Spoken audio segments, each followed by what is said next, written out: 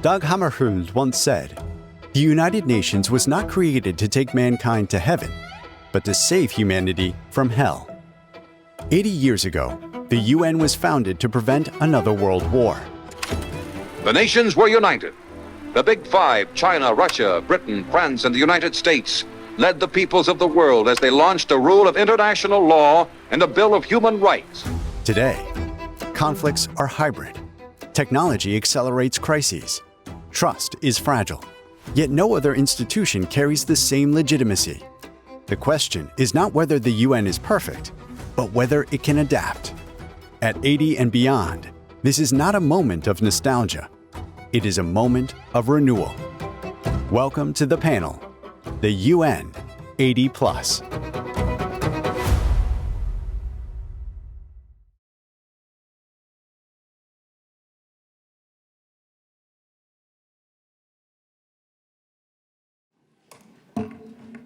Welcome, panel members. Ladies and gentlemen, thank you very much. I think we are missing one panel member. Hopefully he will join us. Mr. Binali Yildirim. I think Dr. Tedros has set up our conversation very well. The main subjects, adding to a list of issues that I would like to put before you. But before we do that, I would very much appreciate a couple of minutes of your attention to housekeeping matters. I would very much like to do this in an efficient manner, and the key to that is that your opening statements stick to about 3 minutes. Well, 4 at most, but not 7 and 10. Because it's always very helpful to have a little bit of time to do some cross-questioning and additional statements, because your own statements will trigger questions among you yourselves. So with that, I think it's 5:45. We should be done at 6:45. That would leave enough time to change for dinner. One of the first things that I would like to raise is terminology. Terminology, because what I mean by that, we have terms like the United Nations. We all understand what it means, but do we really? When we hear Mr. Yildirim, thank you. So I'd like to discuss terminology. Multilateralism, we've talked a lot about it. And then also I'd like to touch on Security Council reform and briefly on the UN Charter. But let me begin by giving the floor to Dr. Yildirim. He is the chair of the board of a major regional grouping of countries, of Turkic states, grouping which is gaining in importance lately, and would like to hear from you first to sort of add a important regional aspect to our discussion. Thank you. Thank you, Mr. Moderator. First of all, I would like to start with the United Nations role and what is the main problem and discussion about the organization. As we all know, after Second World War, winner of the war established United Nations. At that time, the member nations was around 51. And that time, the conditions and terms were not the same 21st century. The main goal of the organization was prevent another war from humanity and also improve prosperity, development globally. Actually, the goals set that time was perfectly designed. But when we come today terms and condition is not the same. We have more than 194 members of United Nations. So when we look at representation in Security Council and permanent members' right, a lot of critics going on regional and global level. Permanent member at that time, I am very openly speaking, they have given the right themselves.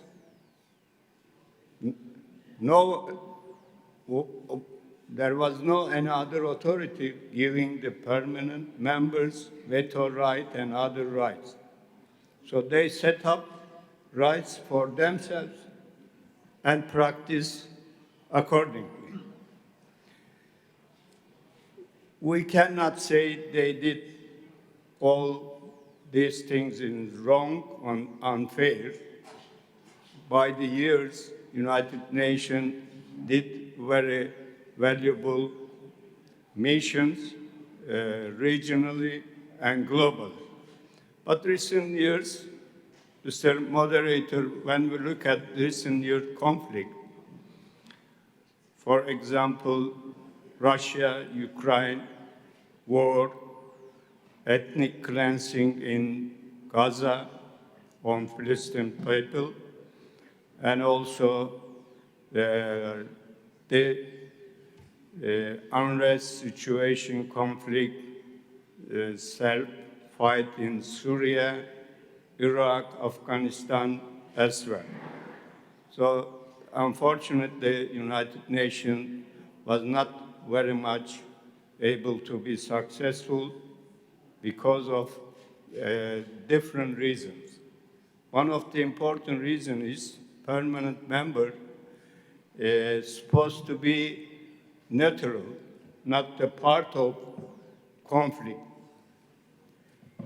But in terms of solving problems, the permanent members is not becoming part of solution, but part of problem.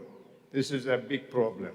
That's why all experts, world leaders, politicians, scholars, they are permanently repeating the reform is urgent for United Nations. So, but on the other hand, this is a very strange situation. Who is going to make this reform? Because this permanent members' approval is needed. So if you ask a reform, the old reform need to be approved by permanent member, which is a paradox. Why these permanent members are going to approve while their power is going to be less and less or end. Those who benefit most from the current regime must approve changes to reduce their own power. This is not practically possible. That's why I have a couple of suggestions. The structure of permanent members, Security Council need to be reconsidered. Many leaders and many countries are voicing that. The veto mechanism need to be revised. Maybe 2 members need for veto at least, or more participation of Security Council, considering regional and global geopolitical situation, such as Africa, for example. There is nobody in Security Council, and in Muslim worlds, not represented in Security Council. All these kind of things and different proposals are being on the agenda. I hope all these kind of things will be considered in logical way, natural way, not benefiting of single states, so that United Nations over 75 years back will be much more and unique, universal organization which bring all humanity together to discuss regional and international problems. This is, again, instead of eliminating the big organization and big past experience, all leaders, all states has to be very much, not distracting, but promoting, developing situation in finding solution. Thank you very much. Thank you so much, Mr. Yildirim. You have raised the precise issue that I personally believe is the crux of the problem, because the Security Council blockage raises the very justified questions among the public in the world. Why can't the UN do something about whether it's Ukraine or Syria, Gaza, etc.? And the entire organization gets a black eye because of the Security Council blockage. So thank you for raising that. I wish you could remain with us until such time as is comfortable for you, but please feel free to move to your next event, which is also Thank you very much, Mr. Chairman. I forgot to mention Mr. Bozkır, a friend of mine. He was the chairman of General Assembly in the past years. He faced and he experienced a lot of this kind of thing, instead of telling, but living at the time. Thank you very much. Thank you, sir. I apologize, I have to leave for another function. Thank you very much for giving me this opportunity. So thank you. You leave us in good hands. Thank you. Thank you so much. Thank you.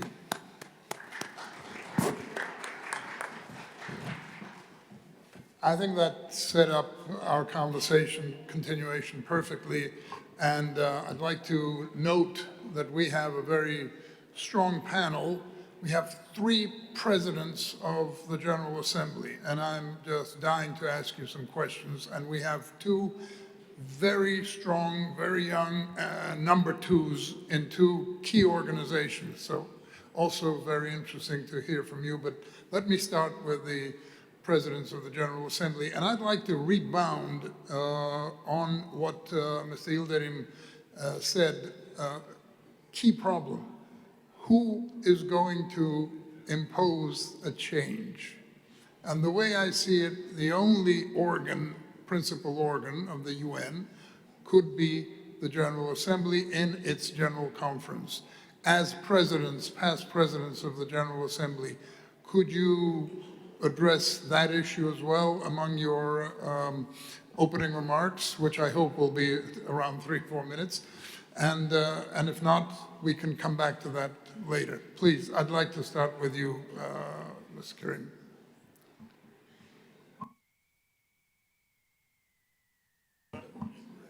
This is okay now. Thank you very much, David. Listening carefully to the debate of the previous two panels, I've realized that there is a general agreement on reform of the UN. However, I would like to make a switch from the Security Council reform to another, in my mind, maybe core dimension of the UN 80+ reform. That's the management reform of the United Nations. That's based on the experience of the previous debates, which have focused mainly on structure, representation, and mandates, less on coherence. My subject, therefore, today is system-wide coherence. In my view, this is not a technical adjustment. It is a strategic necessity for a profound reform of the UN system. When I say system-wide coherence, I don't mean it on the level of the representative offices of the UN. I mean it on the system level, which means we are all aware that the United Nations system is composed of various agencies, programs, specialized bodies, secretariats, each with own governance, budgetary structure, and operational culture. I don't think this diversity is a weakness. It is a reflection of strength.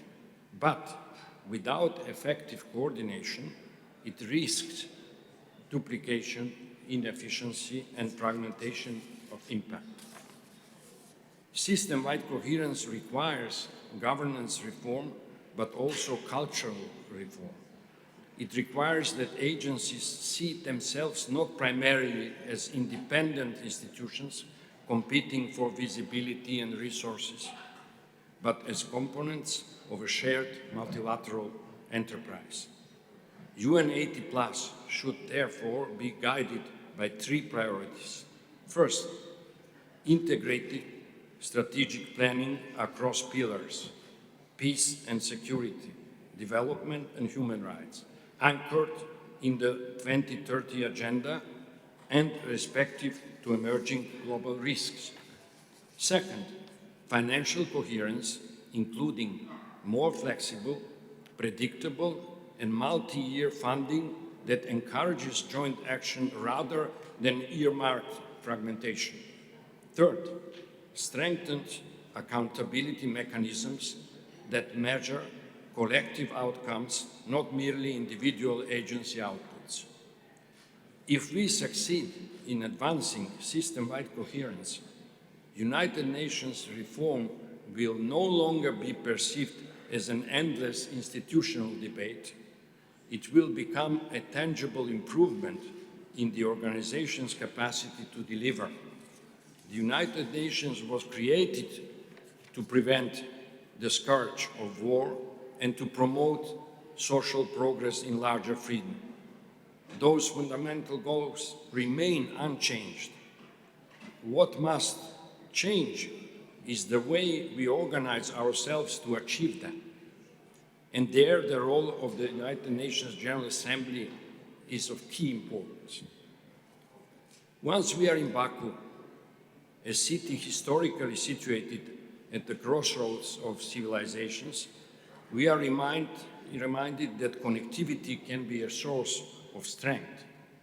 The United Nations, too, must embrace connectivity, institutional, strategic, and operational. The question before us is not whether the United Nations should reform. It is a must. The question is whether we have the courage to move from fragmentation to coherence, from parallel action to integrated strategy, from institutional inertia to collective purpose. UN 80+ should not be a commemoration of longevity. It should be the beginning of a new phase of unity in diversity, a system that acts as one so that it can serve all. Thank you. Thank you very much. Very important point, because most of the time when, speaking of terms, when they say UN reform, what really is meant by those who say this is the reform of the UN Secretariat. But that's just one fraction of the problem. When we have, I was once tasked with finding out, when I was still a young UN officer, could you find out, I was tasked, which organization in the UN system has a lead on water? I still don't know. Because whenever I went, wherever I went, I was, well, if you talk about drinking water, that's this organization. If you talk about sewage waters, that's this organization, et cetera, et cetera, et cetera. Nobody had the lead. Now there is more clarity here. But similar situation in other areas. Well, one thing, I don't want to monopolize the time, asking you to speak shorter, but management reform, system-wide coherence also has a contiguous issue, which is setting up the whole UN system in such a way where economies of scale work. Just cutting the budget of UNOG in Geneva or UNOG or headquarters, it's the wrong approach. It's an approach of an accountant. Looking at why the UN headquarters is like becoming like a tadpole, heavy with organizations, whereas others are less so. That is important. Maybe some functions can better be performed in other duty stations, and there are quite a few duty stations of the Worldwide Secretariat. Thank you very much. Mr. Lajcak, please. Thank you very much. And when you look at, and when you share with us your views and your past experience, tell us also, from that rostrum where you were sitting, all three of you, chairing General Assembly sessions, did you have this impression sometimes that there's something wrong with this picture, this shouldn't be like this, we should reform it or do something? And this goes to all of you. Thank you. No, when you are chairing the General Assembly, you don't have the feeling that something is wrong. You realize that this is the most representative forum in the world and yes, the most representative platform. What I wanted to say, if there are fans of James Bond movies here in this room, they would recall that there are at least 3, maybe more, where United Nations features prominently. And it's portrayed as the ultimate global authority. But unfortunately, all these movies were done in the 60s or early 70s, not in the last 30 years. What we hear now is more of the criticism of the United Nations rather than respect for it. If you ask me, I would say that this criticism is mostly unjustified, because what we hear, first, that the United Nations fails to solve problems, and we have more wars than before. But again, we know that the United Nations is not a global government which can act independently of the member states. United Nations is a platform instrument for the member states and can act based on the mandate from the member states. So if member states have no political will to act, United Nations is paralyzed, and it's not fair to blame the United Nations. Second, yes, of course, United Nations power architecture does not reflect the realities of 2026. We know that the emerging powers and regions are underrepresented, and the veto power is being abused and misused. But it's not that It's the member states who want to change it and the Secretariat who is opposing. Again, there is no political will on the side of the member states to do the reform. And to answer your question, the change must come from the General Assembly, because this is where 193 member states are present. We've heard also in the previous panels, but we hear it every day, that we are witnessing a crisis of multilateralism, and there is this famous saying that crisis is an opportunity, so when, if not now, is time to reform. So for me, the question is not whether we need United Nations in 10, 20, 30 plus years, but how to adapt the United Nations so that it can efficiently respond to the challenges of today and tomorrow. And I would like to make 3 points in this regard. First, you need to set the right agenda. So we know we have the 3 pillars: peace and security, development, human rights. We have also learned that security is wider than just the absence of war. The security has the development dimension, migration dimension, health dimension, climate dimension. But for efficient global governance, we need, of course, United Nations which will be equipped to address issues such as the artificial intelligence and digital governance, cybersecurity, global inequality, climate change governance, migration or the mass displacement of people, and also pandemic preparedness. So set the agenda right. It's also important for member states to step back from insisting on repeating their national agendas year after year for many, many years, and then there is no time left to address the problems of today and tomorrow.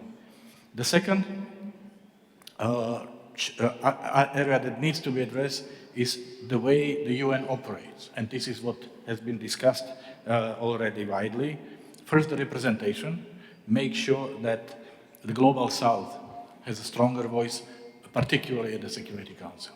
That's the key question, of course.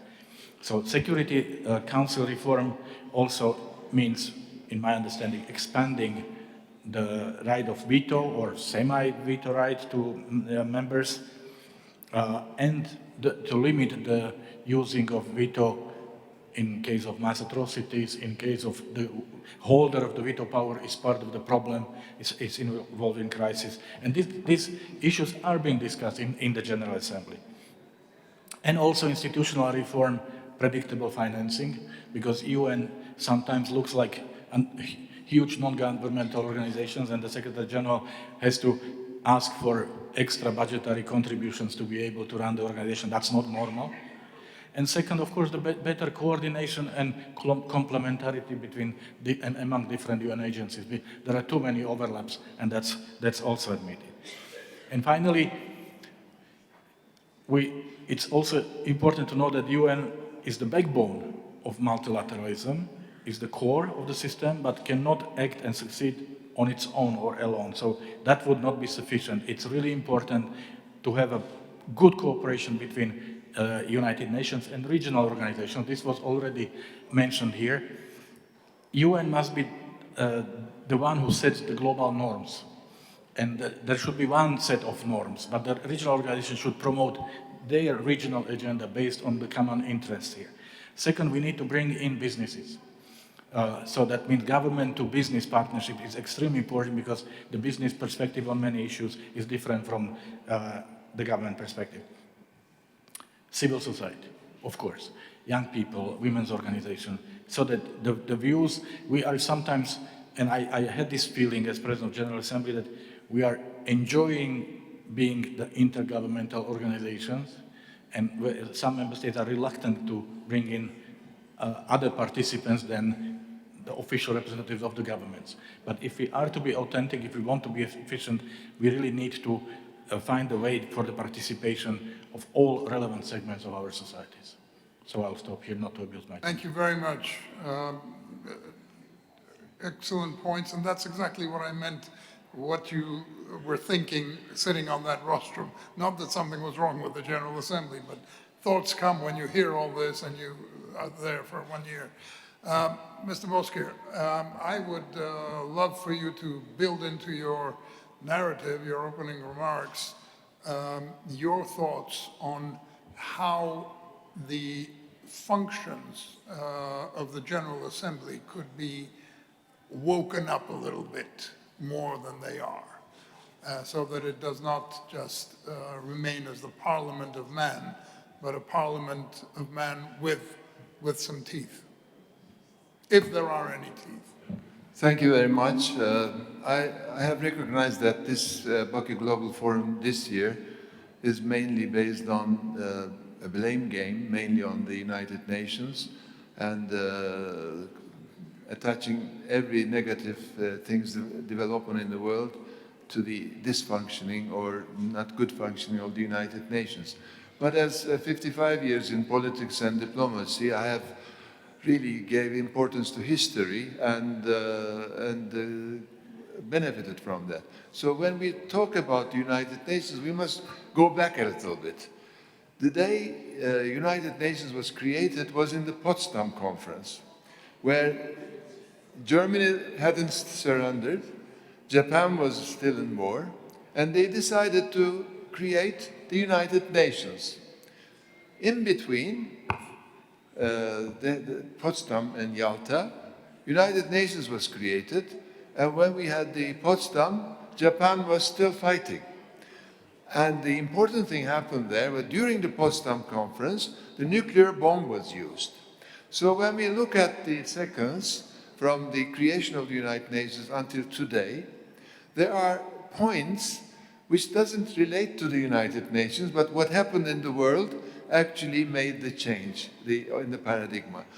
This nuclear bomb usage was really the balance which brought us today. Because of the nuclear deterrence, another third war didn't happen because everybody was afraid of that nuclear weapons will be used. So we went into the wars, regional wars, perhaps supported by big countries. We had two superpowers. Many countries were around either United States or Soviet Socialist Republic. And there was a non-aligned movement, which was another. But the important thing was also the creation of NATO, Warsaw Pact. But two things which was important was China was a member of the Security Council in the foundation, but it wasn't this China, but another China. So after so many years, in 1970, not the United Nations decision or initiative, but the world said, let us have the other China and move this China to become Taiwan. So with one day, they changed the whole structure. A country with a veto power became a non-member and the other became member. Other was, of course, the dissolve of the Soviet Socialist Republics. So when we come today, how we can do things about the United Nations, you remember I keep saying that today what valid is to join one of the two views. There is a romantic view and a realistic view, I remember.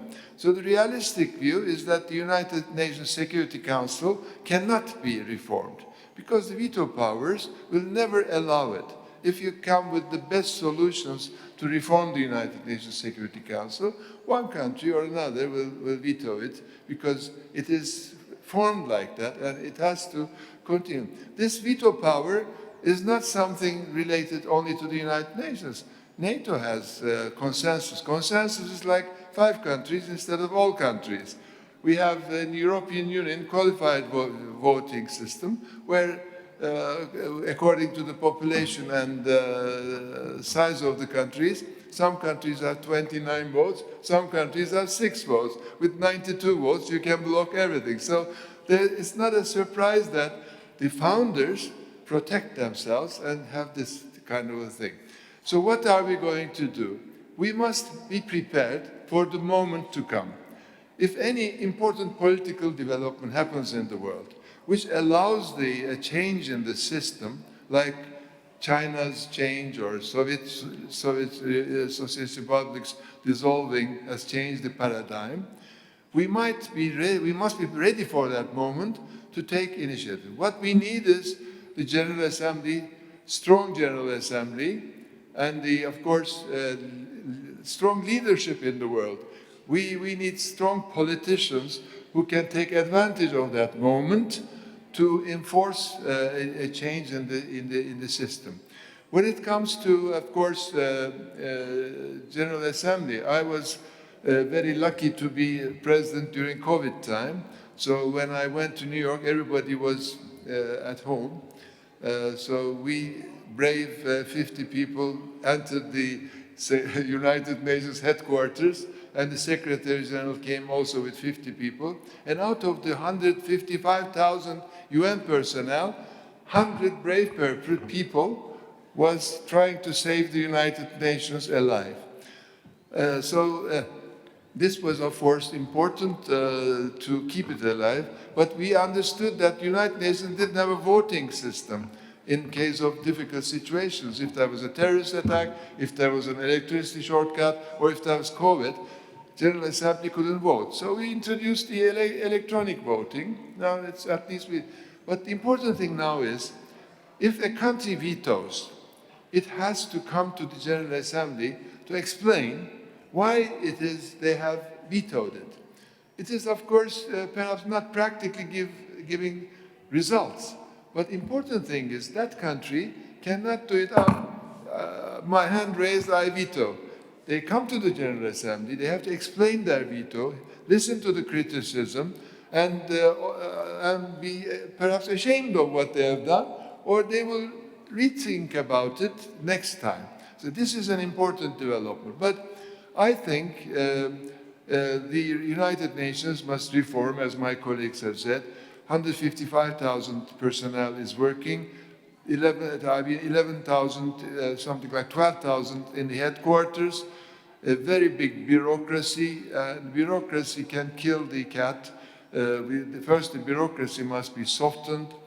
Strong leadership must come. I hope the new Secretary General will be a very strong character and use his power to strengthen the United Nations. And of course, we need the United Nations. We don't have the luxury to get rid of the United Nations until we have a replacement. And the reality, instead of romanticism, is that we need the United Nations until we have another entity which will save us from difficulties of the world. Thank you.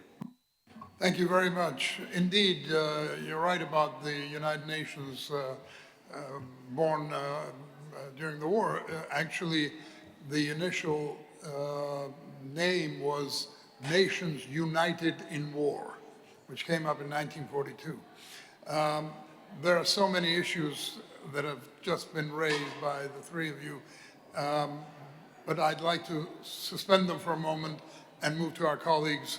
And I would like to start from Mr. Moreno first. I'll tell you why exactly, because in Mr. Kerim's coherence, system-wide coherence, he was talking about this issue, and you are straddling a number of crossroads. You're the acting Secretary General of an organization that is very close to the heart of the Global South, not so close to the heart of the Global North, so that's one dichotomy. The other is that you also have the word development in your name, and trade. And both of these, if we go by semantics, are present in a number of other organizations. So one could argue for coherence there as well. So I would really love you to address these aspects and whatever other aspects you want, all within 3-4 minutes. Thank you. Thanks so much, and once again, thank you to the Nizami Ganjavi International Center for this usual hospitality and the way they put together this amazing and remarkable gathering, and the depth of the conversations and the density of the networks, and really the way they craft these days of reflection and friendship at the end of the day. I think I totally agree with you. I mean, we were mixing a little bit different types of reforms and different constituencies that have to lead those reforms. And we have to not forget that both the Security Council and the Charter and the UN system has been reformed before, including the Security Council. So it is possible to reform it. The question is, how far? You know, the Charter was reformed 3 times. The question now is, on what and how? And also because now the moment is different. Before, the reforms that happened before happened because there were more countries joining, because there were more missions, more mandates. Now it's the opposite. We have to reform it because we have 25% less overall of resources now to 26. In 26, budget is 25% less than in 2024, and this is continuing to be shrinking. And then on those reforms before, we have seen that there are always common places that member states, staff from the UN, civil society, private sector, the people involved and the groups involved in these reforms always ask the same things, you know, and you mentioned that before: efficiency, single entry, make the UN more user-friendly at the country level. You mentioned the example of water. There are many like that. Many entities work on different angles of the same issue. And at the country level, because we are talking now from the north, from a more quarters perspective, but at the country level, you know, governments don't want to have necessarily 25 agencies and 25 interactions with 25 representatives, in the case of big country offices, or even 10 or 14, you know? And that's why the aim of one of the reforms that happened before on the development system, which is the resident coordinator system, that tries to overcome a little bit that. We are not there yet, but that's the aim. So, talking about the development pillar, which is the one that has more to do with the management of the UN, the Charter, the Security Council is an entire responsibility of the members. I think that here we have the opportunity now to, you know, to take advantage of the UN80 reform, the initiative that the current Secretary General has put together, to really make the relevance, make the UN relevant in 100, you know, in UN 100, you know, and we keep on talking about the reform on and on and on, and you know, we seem not to have, you know, a means to really reform it for once and you know, and for a decent amount of time. I think that the key here for this exercise, that as you maybe know, has like 3 different streams: on efficiencies, on mandate review, and on structural reform, like more system-wide reform. Here we need to take into account 2 things. One thing is member states have to be responsible somehow on the mandates assignment, because at the end of the day, UN entities fight for resources because we are given mandates. In our conferences, in our boards, in our annual meetings, in our ministerial conferences, a group of countries ask us, you know, our region is interested in working on this specific topic. We give you a mandate, we talk to this donor, and then you have to build the capacity to that. So then we have to grow, we have to have the experts, we have to produce the report, we have to do an event. So that is, the mandate review is at the core of what needs to be reformed, to my view, and actually Jamaica and New Zealand are chairing now in the General Assembly an ad hoc working group to do that. We are using AI to really trigger all the mandates. We have like 2,500 different mandates. Some of them have never been reviewed before. You know, they are given and they continue to be there, and you know, nobody review them, nobody adjust them or updates them. So I think that is one of the tasks that we need to do. And the other thing, and that is something that Secretary General Greenspan has said many times, Today, the UN continues to be unique, but is not alone anymore. When it was created, it was different. There were even countries that by then didn't exist at that time when the UN was created. Now the picture is totally different. You were talking about the development pillar. For the development pillar, we now have regional banks, regional organizations that before didn't exist, and that are really taking the lead on regional security issues, on regional development, on economic transformation, on donor mobilization. So the UN needs to know, maybe mixing the romantic and the realistic approaches, okay, we are unique, that's the romantic, but we are not alone, that's the realistic. So let's try to make it work in a way that we can combine our history and the blue of the flag and what the UN means with the reality of different aspects that we have seen today in the debate. No, we have to. I don't like when, and just to finish, people tell us, well, now we need to do more with less. That's impossible. Especially in the UN, and you were mentioning that. If we have to do more with less, that means what?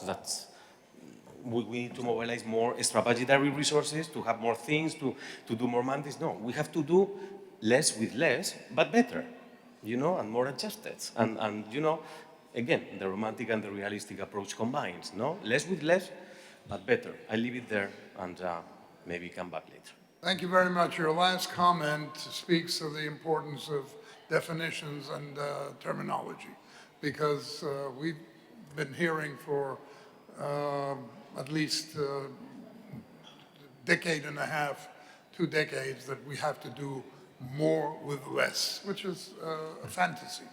As if we did not have enough issues to deal with, let's throw in the mix AI.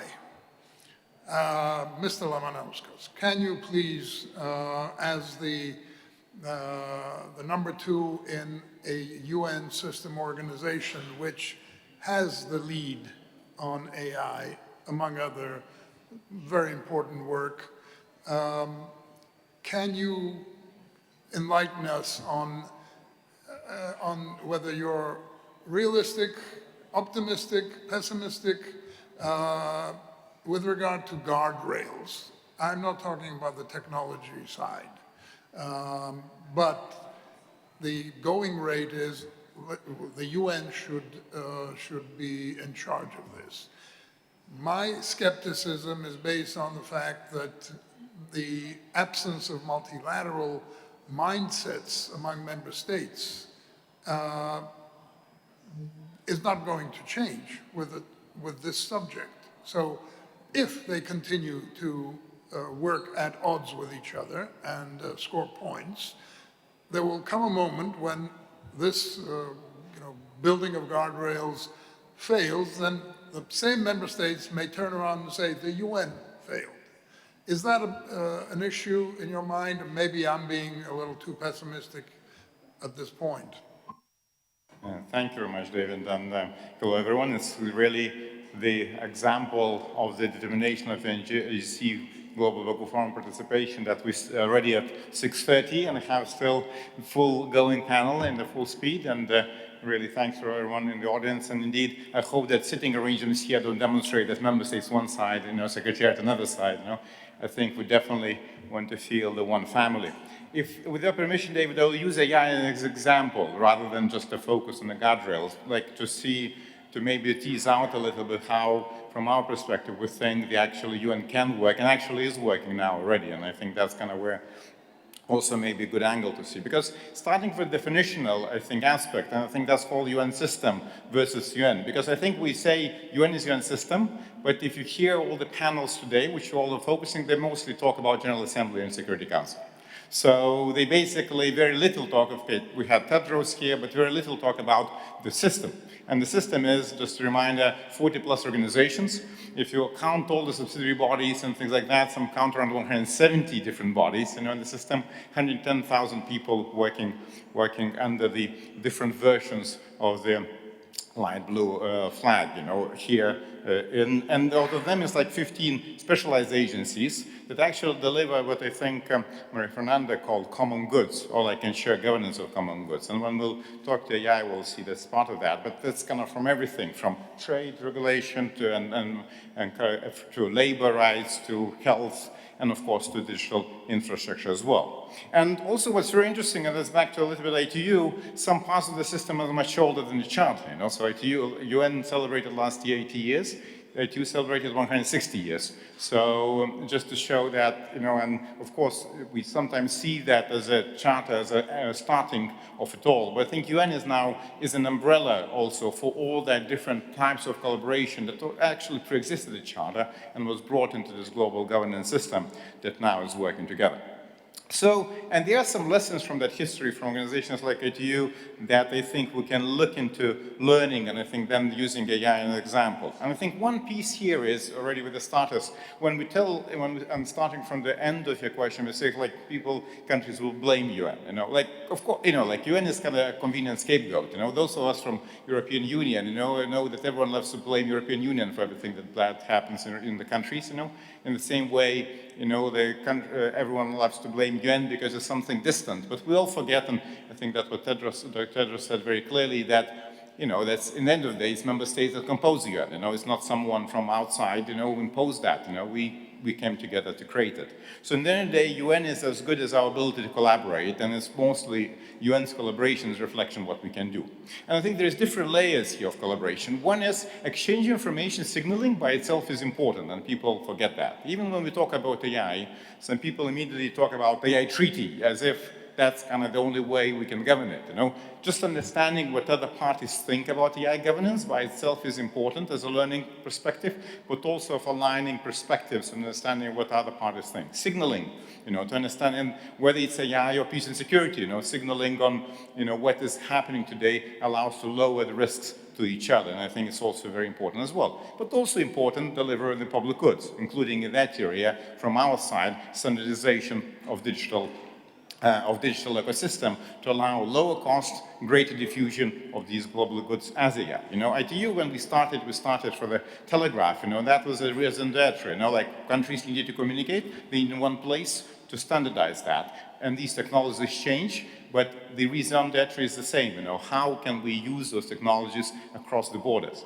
And I think that's also, for me, raises one thing, sometimes, I think, at least for us, the success lies in choosing areas and focus very pragmatically.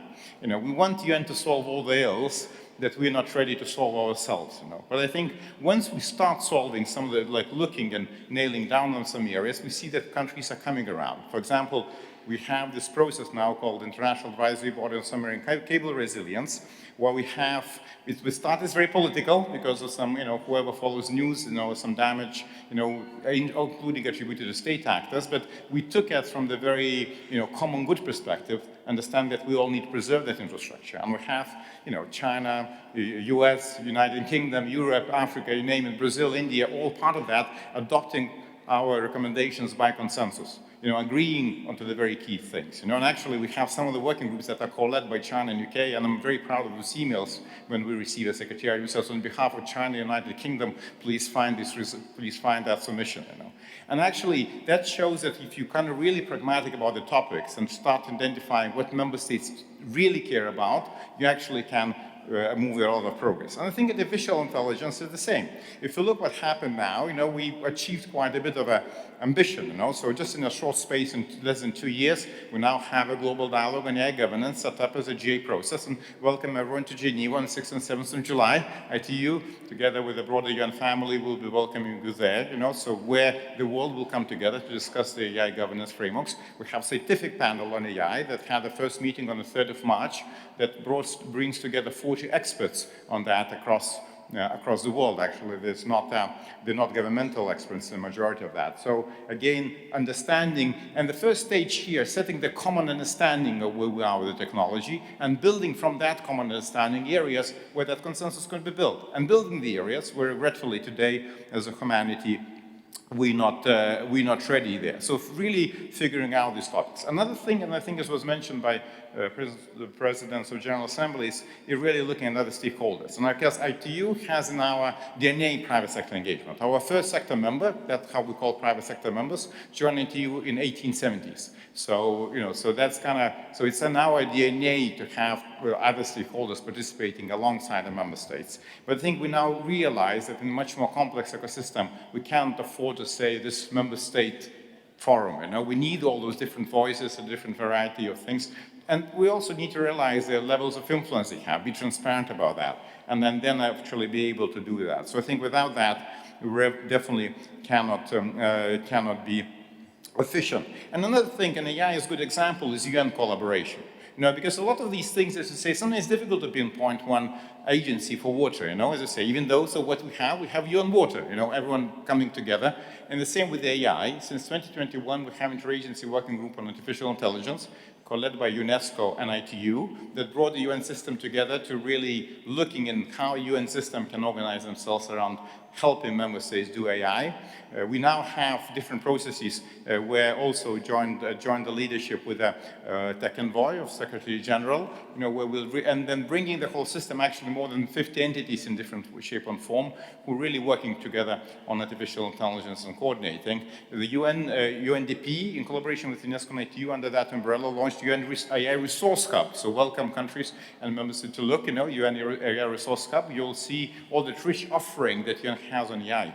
So it's not one agency giving that, but it's in a coordinated, cohesive way to ensuring that we have that rich portfolio of offerings there. And the same way AI for Good Summit is organized on that will be also back-to-back to the Global Dialogue on AI Governance, organized together with around 50 entities as well. So that's really coming together, I think, is important. So maybe just the last piece here is, of course, putting your own house in order. And I think that's what financial pieces were discussed here. And I think that's what, when the new management team was elected in ITU, we also found organization with the persistent deficits. We found like a financial management problems where auditors could not even audit properly. We had the cost overruns on the key projects, including the building. And regretfully, sometimes we focus so much, and it's more cool to focus on these big topics while our own organizations are struggling, So I think 3 years down the road, ITU now has what we call persistent surpluses, rather than persistent deficits, because every year we hit 2 to 3% surplus. We implemented the management reform, we implemented staff reforms, and I think in UN we'll have to face that. My maybe very radical position is, it's not about the money, how much your organization gets, it's about stability of that money. UN Secretariat can survive for 3.4 billion or 3.5 billion, it could survive for 1.7 billion. It's all about expectations management. I think the biggest thing is uncertainty and understanding, and having this really clear understanding with everyone. This is what we want, this is the organization we want, and this is the organization we're building for. I think for now, the biggest problem is not the non-payment, it's the lack of consensus what the organization needs to do and where the value is. And I think that's, the key focus to really stabilize that system. And then, of course, from the UN side, also be transparent on efficiencies and homework we need to do ourselves, including that reduction of that bureaucracy that we're speaking here. So thanks a lot, and great to be part of this panel. Thank you very much, Tomas. We only have about 6 minutes left. It's a very good point, and I fully agree that we need to, it's a sign of the times, we need to have public-private partnerships. However, I would also like to hark over to what Dr. Tedros said, that we need stable funding. If the UN organizations or any organization, it has to be based on something predictable, and that has to be based on the member states. When you hear this rather irritating mantra all the time, that UN has to be fit for purpose. Well, yes, but it is up to the member states, 80 years after the creation of their organization, to get together, think about what they want their organization to do in the next 10, 20, 80 years, how much money they can allot to this, and then call the hired manager, him or her, to say, this is what we want you to do, this is how much money we can pay you, hire so many people that you can use the money, and deliver. What's happening is the reverse. Secretaries General are engaging in cutting. Reform is articulated, the word reform, but in reality is the budget cutting of not the whole system, but of one per principal organ, the UN Secretariat. But that's not reform, that's budget cutting. And we have this. In closing, I'd like to ask everybody to say whether you agree or not. I have an article, draft article, ready to publish about these subjects, and I've decided to, or I'm thinking of calling it a provocative manner, United Nations Member States, fit for purpose? What do you think? Will you dissuade me from doing that, or would you support? Anybody? Yes, please. I think names are not that important. The paradigm will give the result to the operation. We can discuss many names, but as I took the floor, I just wanted to mention that when there's budgetary restrictions and reforms, I would like to mention that the President of the United Nations General Assembly doesn't have a salary, doesn't have a residence, and doesn't have a health insurance. So, in a way, their countries are supporting them. So it's a costless operation that the PGAs are doing, and it's only for 1 year. Finding a house in New York for 1 year is possible, but renting it, nobody wants to give it to you for 1 year. And the problem is, my country took care of me very good. I lived almost all the same circumstances with salary getting Secretary General or others. But for smaller countries, it causes you to be, in a way, sponsored by some countries, which is not correct. If I may, yeah, I agree. You have to be provocative, we have to be provocative. If not the UN, then what? What's the alternative? You adapt or you disappear. You become irrelevant, you extinct. So do we want United Nations to disappear? And then what? I mean, our predecessors knew why they decided to create United Nations, to prevent the humankind from the scourge of war. Right? So do we want to bring ourselves again at the edge of an inferno? We need to be provocative, and of course it comes from the member state, not from the Secretariat. Yes, Thomas. It's very clear. Of course, as a secretary, we take member states as they are, so we don't expect to change them.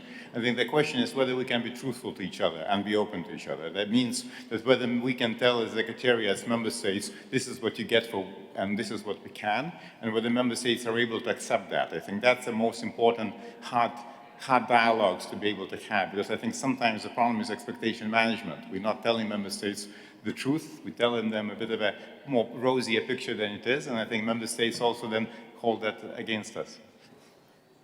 Thank you very much. Yes, please. Just to continue where you stopped, David, a cost-cutting exercise doesn't make sense to me, and I'm an economist, if there is no appropriate reform concept when it comes to the management reform. And that's a very key task for the next Secretary General, by the way.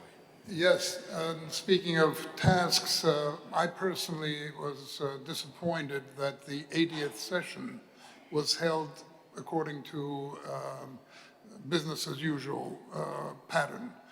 That should have been the session where this kind of a General Assembly conference should have been called. And the Charter opened, in my view, for only two things.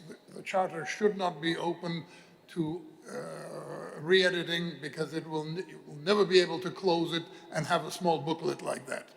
But two things need to be addressed. One is enemy states needs to be deleted because that makes no sense. And the second is the principle of unanimity of the permanent members of the Security Council, which is the veto. But as it was pointed out, unfortunately, we are all realists. However, and this is the last thing I want to say, is that there may be some way to psychologically make the 5 permanent members realize that it is it would be their contribution to a better world if they were to give up the veto, especially because all 5 of them have other things going for them. So it's a matter of sweet talking, though. I don't think it'll work. Sorry? Yes, romantic, always. Thank you so much. Would you like to say something? No? Thank you very much. It was a very interesting membership here, and I hope we didn't bore our audience. Thank you.